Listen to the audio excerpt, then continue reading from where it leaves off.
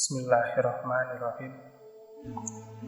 Tahun berganti tahun, dan kini Muhammad SAW telah berusia 6 tahun. Aminah berniat melaksanakan keinginan yang selama ini ditahan-tahan dalam hati rindu. Ia hendak mengajak putranya berangkat ke Yathrib berziarah ke makam suami tercinta.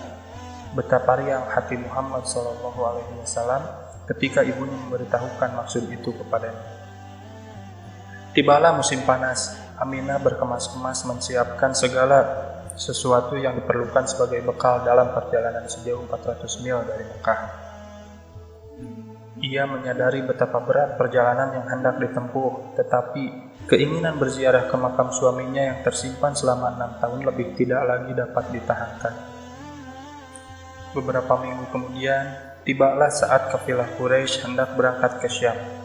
Aminah bersama putranya dan disertai Ummu Aiman bergabung dengan kafilah yang mulai bergerak ke arah utara. Makin lama kafilah berjalan, Aminah makin jauh meninggalkan kampung halaman, ayah, bunda, dan lingkungan kerabatnya.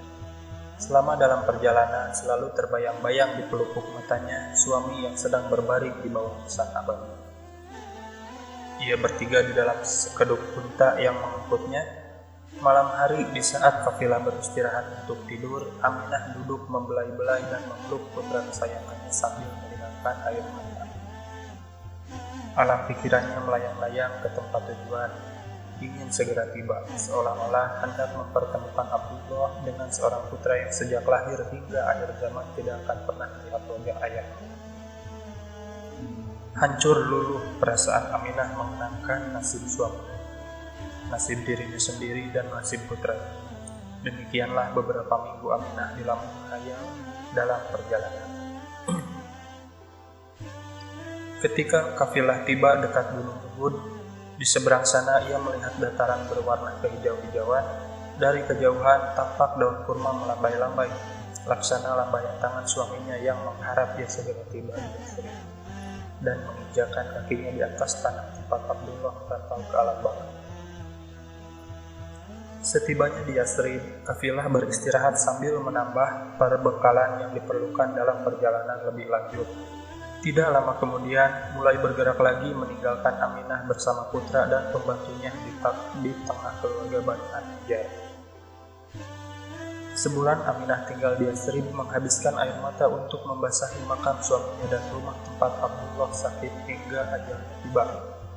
Sekalipun demikian, ia merasa betah tinggal di Yathrib. Kadang-kadang ia berpikir, seandainya putranya itu bukan keluarga Bani Hashim di Mekah dan kota itu bukan tanah tumpah darahnya sendiri, tentu ia tidak berniat pulang kembali. Betapapun beratnya hati meninggalkan makam suaminya, namun ia harus pulang ke Mekah. Pada hari yang telah ditentukan, hendak mulai berangkat menuju Mekah, Yathrib dilanda angin ribut dan udara amat panas. Debu dan pasir halus bertaburan dari Sahara sekitar kota. Aminah bersama putra dan pembantunya terpaksa menangguhkan keberangkatannya, menunggu gangguan alam mereda.